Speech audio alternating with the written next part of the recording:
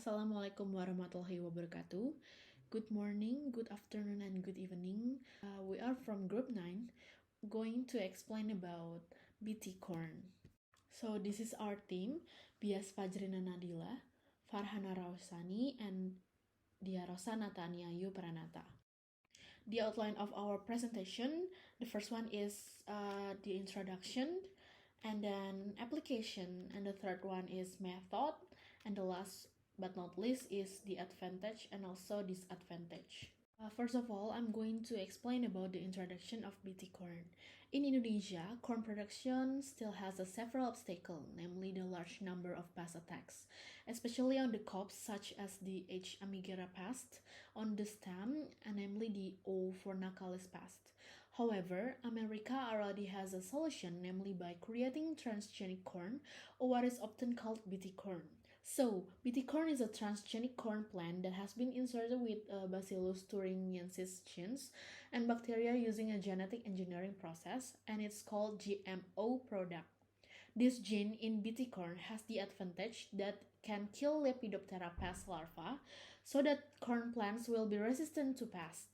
This gene encoding the BT protein called delta endotoxin, which can kill pests.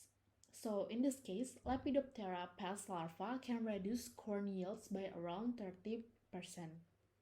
This BT toxin protein is able to bind to the incidental wall, so the incidental wall to rupture and the incidental bacteria to move into the body cavity and reproduce in the blood. So the Lepidoptera pest will die due to blood poisoning or called septicemia. So this is the testing method for BT corn or genetically modified. The first is genetic identification. The genetic identifier of the BT corn varieties should be established, including the specific BT genes incorporated into the corn genome. The second is protein expression. Quantify the expression of the BT proteins in the corn plants. This can be done through various methods such as enzyme link, immunosorbent assay ELISA, or polymer chain reaction as PCR. Purity and uniformity. Assess the purity and uniformity of the BT corn seeds or plants to ensure that they meet established standards for genetic composition. And then go to the insect resistance. Conduct field trials to evaluate the effectiveness of the BT corn in resisting target insect pests. This typically involves exposing BT corn plant to insect infestation, assessing pest damage. And then the toxicity testing, evaluate the toxicity of the BT protein to non-target organisms and beneficial insects to ensure that it has minimal impact on non-target species. And then the allergenicity assessment, assess the potential allergenicity of the BT proteins through in vitro and in vivo tests. This is important to ensure that the BT proteins doesn't pose health risk to consumer with allergies. And in the environmental impact assessment, conduct environmental impact assessment to evaluate any potential ecological risk associated with BT corn cultivation. This includes assessing the impact on non-target species, soil microorganisms, and the overall ecosystem. Safety evaluation. Perform safety evaluation to determine if BT corn is safe for human and animal consumption. This includes nutritional analysis and toxicology studies. And then regulatory compliance. Ensure that BT corn complies with regulatory requirements in the region or country where it is being grown or sold. This may involve submitting data and report to regulatory authorities for approval.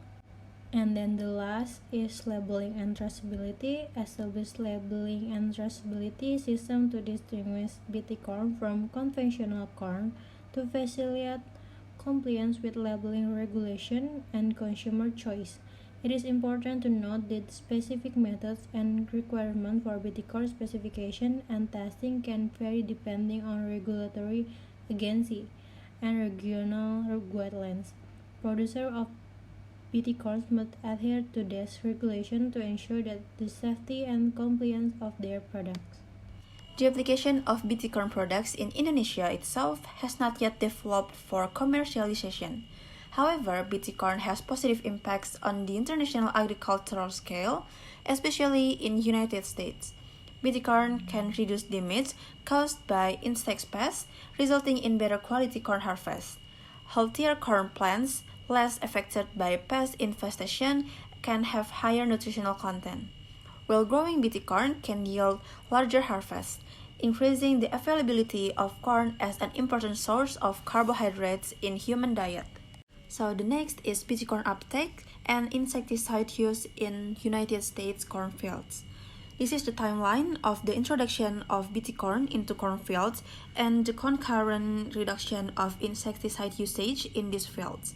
The two quantities are strongly anticorrelated, suggesting that this BT crop has made synthetic insecticide unnecessary.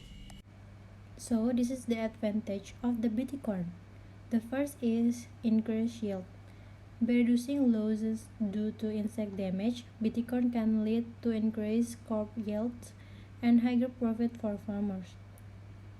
The second is pest resistance. BT corn produces a protein toxic to specific insect pests, such as corn borers and corn rootworms. This reduces the need for chemical insecticides, leading to reduced pesticide use and potential lower production costs. And then BT corn reduces human exposure to pesticide. Fewer chemical pesticides may reduce exposure for farm workers and consumers, potentially improving human health. Next is crop quality. BT corn is often less damaged by pests, which can result in improved kernel quality and less contamination by mycotoxin. And then there is environmental benefits. Reduced pesticide use can have positive environmental impacts, including lower chemical runoff into waterways and reduce harm to non-target organisms.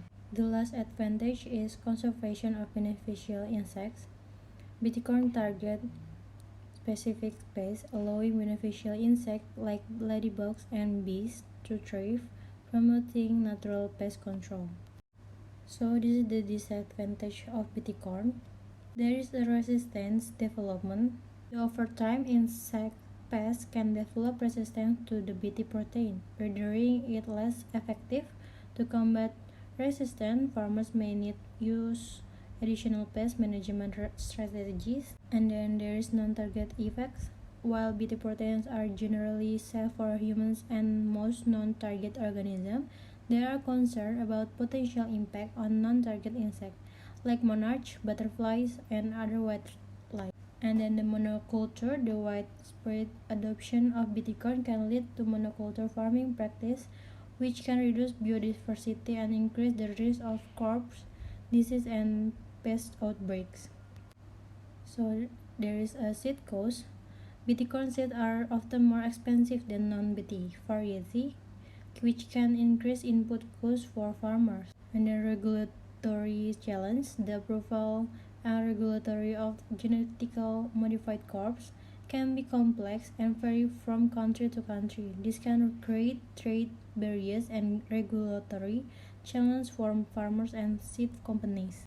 And then public perception, some consumer and advocacy groups are concerned about the safety of genetically modified crops like BT corn, which can lead to public opposition of market challenge for GM products. So there is unintended consequences. Introducing genetically modified organism into ecosystem can have unintended consequences such as gene flow to wild relative or change in pest population. And then the next is long-term effects. The long-term environmental and health effects of widespread BT corn adoption are still being studied, and there may be unknown risks.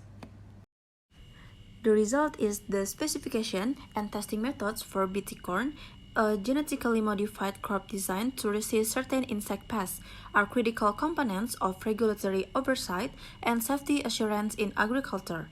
These methods encompass various aspects, including genetic identification, protein expression quantification, purity assessment, insect resistance evaluation, toxicity testing, allergenicity assessment, environmentally impact analysis, safety evaluation, regulatory compliance, and the establishment of labeling and traceability systems.